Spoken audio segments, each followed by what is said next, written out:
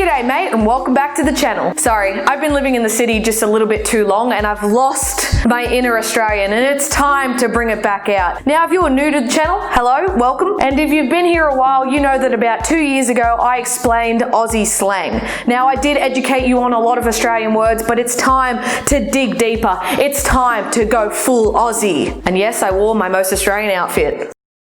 Now I want to make this very clear that Australians shorten words for no reason. There's no reason. We're just trying to save time. We're trying to be efficient whilst also being probably the laziest country in the entire world. Brekkie. Breakfast. You know, you're having brekkie, you're having breakfast. When I have my Weet Bix in the morning, I ain't having breakfast, I'm having brekkie. I don't know, it just has such a cool ring to it, like brekkie? Like what even is that? Breakfast is just too long of a word. It's brekkie, mate. Budgie smugglers. Honestly, in my opinion, I would say a budgie smuggler is similar to a male thong, an American male thong. Here in Australia, we put thongs on our shoes, not, you know, they're not underwear, all right? So I would say a budgie smuggler is the equivalent to almost an American thong, so American underwear, so just very tight. They just show too much. So to put it lightly, budgie smugglers are kind of, you know, tight swimmers, bottoms, bather bottoms, swimmer bottoms, bikini bottoms for men. The actual definition for budgie smuggler is Australian slang term for men's tight-fitting, Speedo-style swimwear. The lump in the front apparently resembles a budgie when it is stuffed down the front of somebody's shorts. Okay. Akadaka. Now this doesn't actually mean anything, but I feel like it's necessary to say. Akadaka is our reference for AC/DC. You would think, you know, the word's right there. A-C-D-C. No, it's akadaka. I don't know who came up with that. I don't know why it's a thing, but it's much cooler to say, what's your favorite band? Oh, I really like AC/DC. Nuh-uh. I like akadaka. I honestly think they regret not calling the band that in the first place. Maybe that's what it's actually meant to be called. My mind is blown. I am questioning everything. Ahoon. Just want to say that. Ahoon. Ahoon is somebody who drives recklessly and drives very fast down the road. He's a hoon.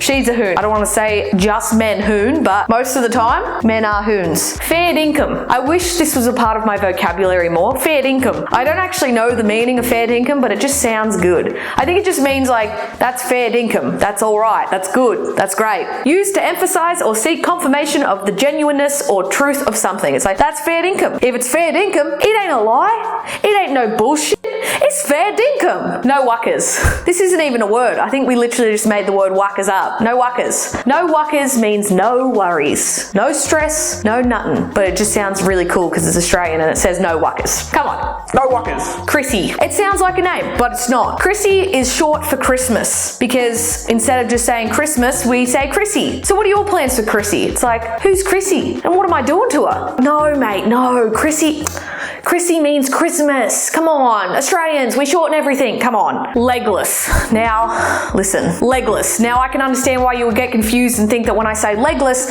I mean somebody who has no legs. Listen, I get it. It doesn't really make much sense, but legless means you're drunk. It means you're really pissed. It means that you can't walk. So you're legless because you've lost ability to walk. I didn't decide on this term. I just say it when it's necessary. Like Tannar used to get really legless all the time. Way too often. It was a little bit too much, right? Iffy. Now, when I was researching words to explain to you, I didn't even realize people didn't understand what the word iffy meant. Like, I was like, why is this on the Australian slang? Like, iffy's a word that everyone uses, right? Right? Pretty much iffy means you're a little bit unsure, a little bit undecided. I'm a bit iffy. Does that make sense? And I wonder, did a lot of these words come from England? Did they come from America? How did these slang words get turned into Aussie slang? Because our country hasn't been around that often. So who came up with iffy? Apparently the origin of iffy comes from the US. Well, I'm sorry. These are words that I associate with being an Australian, so I apologize. I know that there will be people out there who say, well, we say that in England. Well, we say that in America. Well, listen, these are words that just sound cooler with an Australian accent. Sue me. Please don't sue me, but sue me, okay? Now, this isn't a word, but this is an action. This is the Aussie salute.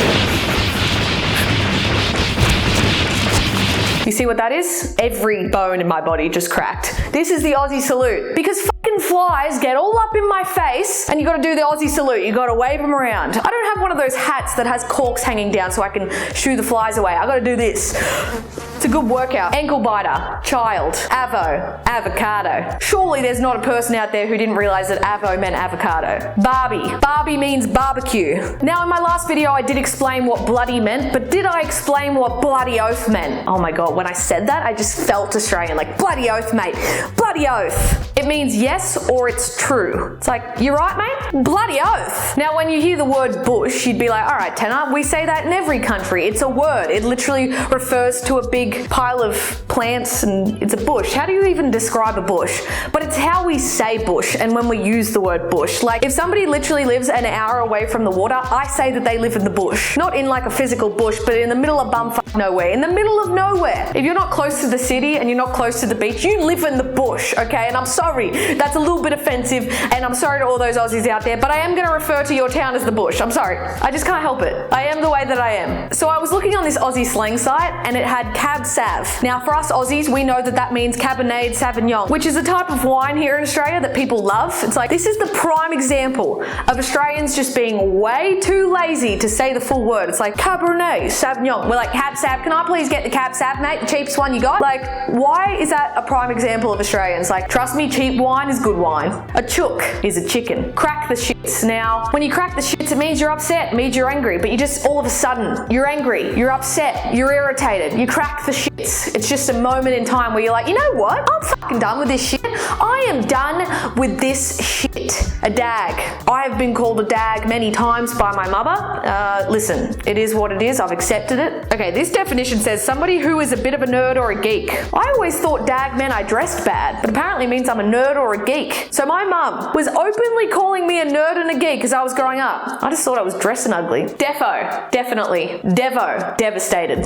I feel like this word is used all around the world, but Australians definitely use it a lot, and that is dead set. Like, are you dead set, mate? Are you for real? Is this true? Are you dead set? I know for a fact that people in the comments are going to be like, well, Tannar, everyone says dead set. And it's like, yeah, but do they say it with an Australian accent? Didn't think so. Flannel. Now, if you don't know what a flannel is, you're looking at one. Okay, so the way that I just said that made it sound like I was going to give myself a compliment. It's like, flannel means a really beautiful person and you're looking at one. It's like, no. A flannel is this right here. And this is just peak Australia. You look at this, you're like, that's an Aussie person, for sure. They are one of the comfiest types of clothing I have ever worn. We are coming into winter here in Australia and this is just, woo, it's neck level. The phrase, fuck me dead, just sounds so brutal, like fuck me dead. But here in Australia, it means that's unfortunate or that surprises me. It's like, oh, fuck me dead, you're kidding, mate. You won the lotto? No way. There's just no way. It's like, when I say it out loud, I'm like, is that really a part of my vocabulary? Like, fuck me dead. Hard yakka. Who came up with the word yakka? I don't know. Pretty much, it means hard work. Like, it's a hard yakka. There's a couple of Australian words where I'm like, even though I'm Australian, I don't know what the fuck they were thinking. I don't know. I'm not sure. A hard yakka. You'd think you could just say hard work because it's literally the exact same, but it's a hard yakka. It just has more oomph to it, you know? It just has more substance, more meaning. A piss up. A piss up is pretty much where you and your mates get together and you drink a lot of alcohol, you have a lot of fun, play some music,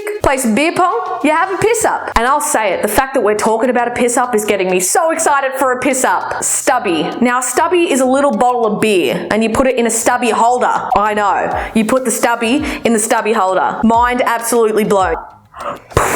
True blue. Now this means you are a genuine Australian. Now you could say I'm not true blue. That's your opinion. But I know deep down in my heart, in my soul, I am true blue. I am true blue Aussie. Yeah, I took it that bit further. I am true blue Aussie. Just saying. Look at what I'm wearing right now, okay? Try and tell me that I'm not Australian, okay? I might say Australia weird, but I'm Australian, okay? I've said Australia so many times now, I just don't even know if I'm saying it right or wrong, alright? Australia, Australia, Australia. I'll just say Aussie. I'm Aussie. I'm true blue Aussie, okay? I'm not even joking. There is a guide on the internet saying how to speak Australian. Well, once you've been in Australia for, well, an hour, okay, I'm a little bit offended, you'll notice that nearly every word has an O on the end of it. This is because for some weird reason, Australians like to shorten every word and then add a vowel to the end of it. E.g. bottle-o, e.g. servo. We try to shorten the word, but then you add an O on the end so it sounds like it's got a ring to it. You know what I'm feeling? You know what I'm saying? Well, I hope you enjoyed the part 2 of explaining Australian slang, Aussie slang. I hope you learned something today. I definitely did. did. If you want to see more Aussie themed videos, make sure you hit that like button. I do have a bunch of other Australian themed videos on my channel. I will leave some links to those in the description.